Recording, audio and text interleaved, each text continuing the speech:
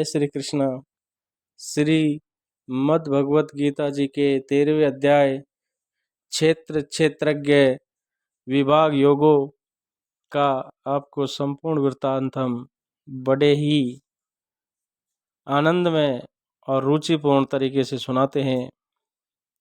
श्री कृष्ण बोले, हे कौन्ते, ये शरीर क्षेत्र कहलाता है, इसके जानने वाले को क्षेत्रज्ञ कहते हैं।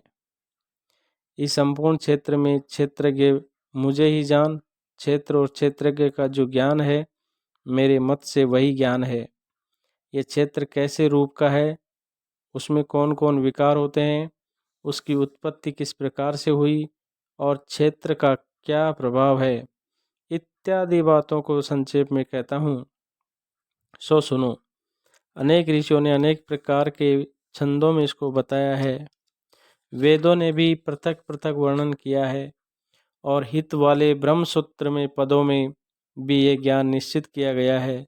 पंच महाभूत, अहंकार, बुद्धि, अव्यक्त प्रकृति, 10 इंद्रियां, मन तथा 5 इंद्रियों के विषय तथा इच्छा, द्वेष, सुख दुख, संघात, चेतना, धृति तथा इनके समूह, संक्षेप में क्षेत्र और क्षेत्रज्ञ के यही विकार हैं।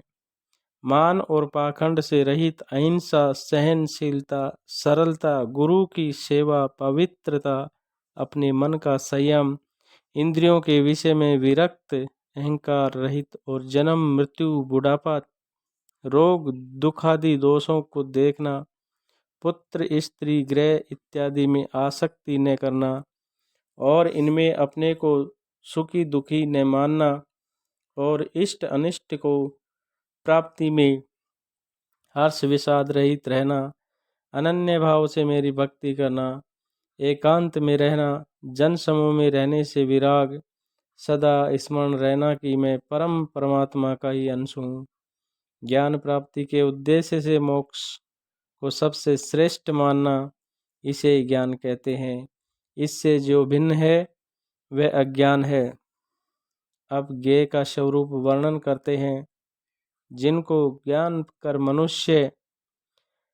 जानकर मनुष्य को मोक्ष प्राप्त होता है, वे आदि रहित बड़ों से बड़ा, अकथनीय होने से सत्य ही कहा जाता है और असत्य ही कहा जाता है। सब और उसके हाथ और चरण हैं, सब और नेत्र, सिर और मुख है, सब और कान हैं। वही जगत में सबको घेरे हुए स्थित है। वह सब इंद्रियों के गुणों का प्रकाश है, पर उनके कोई इंद्री नहीं है। जिसको किसी से आसक्ति नहीं है, पर जो सबका आधार है। जो स्वयं निर्गुण होने पर भी गुणों को भोगता है। जो सब भूतों के बाहर भीतर है, तो भी चर और अचर है। जो अत्यंत सूक्ष्म होने के कारण जाना नहीं जाता, जो दूर भी है और निकट भी है। जिसके विभाग नहीं होते, पर जो भिन्न भिन्न भागों में विभक्त रहता है, समान रहता है। समस्त भूतों का पालन, इस प्रकार समस्त भूतों का पालन, नाश और उत्पन्न करने वाला वही ज्ञेय है। वह अंधकार से परे परम ज्योतिषमान पदार्थों को ज्योति देता है। वही ज्ञान जानने योग्य पदार्थ, ज्ञान के द्वारा जानने योग्य ज्ञेय सबके हृदय में निवास करता है। इस प्रकार श्रेष्ठ ज्ञान और ज्ञेय सबको संक्षेप में कहा। इसे जानकर मेरा भक्त मेरे पद के योग्य होता है। प्रकृति और पुरुष दोनों ही अनादि हैं।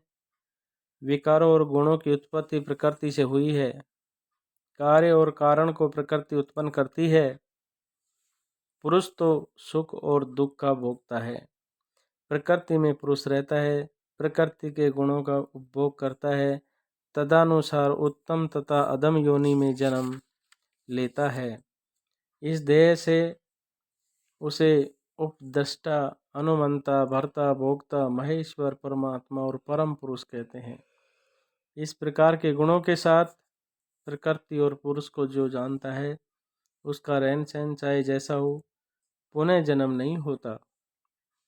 कोई ध्यान से, कोई सांख्य योग से और कोई कर्म योग के द्वारा अपने को आत्मा में देखते हैं, परंतु कोई तो इस प्रकार से न जानते हुए भी दूसरों से सुनकर ध्यान करते हैं और श्रद्धा से सुनकर वे भी मृत्यु के पार चले जाते हैं।